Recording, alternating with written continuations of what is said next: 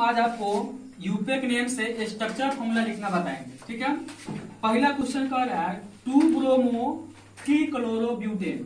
तो ब्यूट कह रहा है, तो ब्यूट का मतलब कितना होता है 4 कार्बन। तो 4 कार्बन पहले लिखेंगे।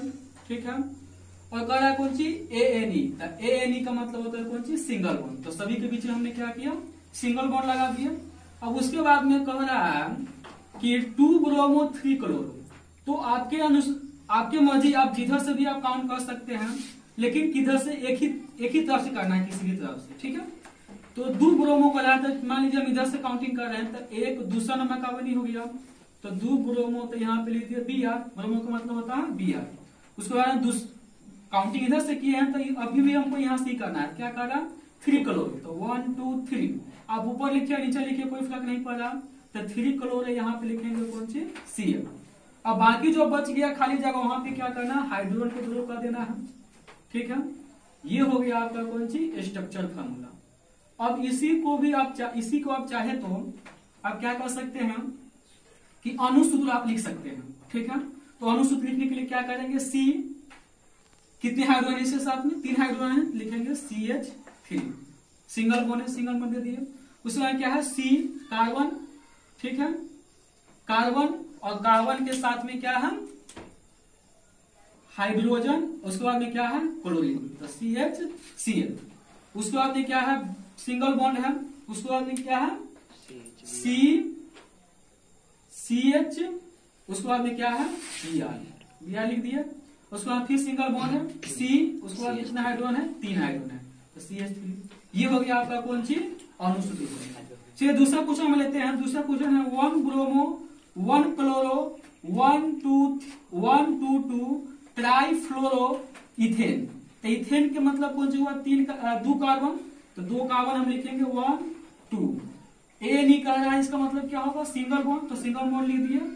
चलिए अब यहां से हम क्या करें, तो 1 ब्रोमो यहाँ पे हम लिख दिए कौन सी ब्रोमो का मतलब हुआ Br। उसका हम क्या करें 1 क्लोरो, तो क्लोरो का मतलब हो गया Cl। उसका हम फिर करा 1 2 2 ट्राईफ्लोरो। तो 1 फ्लोरो यानी कि यहाँ पे लिख देंगे F। फिर दूसरे नाम पे 2 फ्लोरो है, तो F। एक बॉन्ड बच गया, तो वहां पे क्या करेंगे हाइड्रोजन। ये हो गया आपका कौन सी स्ट्रक्चर। इसी को हम चाहे तो क्या कर सकते हैं अणुसूत्र में लिख सकते हैं। जैसे यहाँ पे क्या होगा CHF2, 2 फ्लोरीन है CHF2 है, तो CHF2। उसके बाद में CFBr।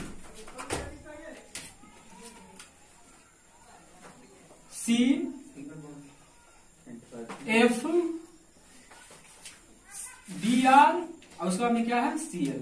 ये हो गया आपका कौन सी अणुसूत्र हो गया। चलिए तीसरा क्वेश्चन कर रहा है 1 ब्रोमो 4 क्लोरो ब्यूट 2YNE आइन। ठीक है, ब्यूटाइन। तो इसका हम क्या करेंगे बट कर रहा है, तो ब्यूट का मतलब कितना होता है 4 कार्बन 1 2 3 4। और जैसा कि कह रहा है दूसरे नंबर पे क्या कर रहा है YNE। और YNE का मतलब क्या होता है ट्रिपल बॉन्ड। तो ट्रिपल बॉन्ड इधर से हम काउंट करते हैं दूसरे नंबर 1 2, तो ट्रिपल बॉन्ड 1 2 ट्रिपल बॉन्ड हो गया हमारा।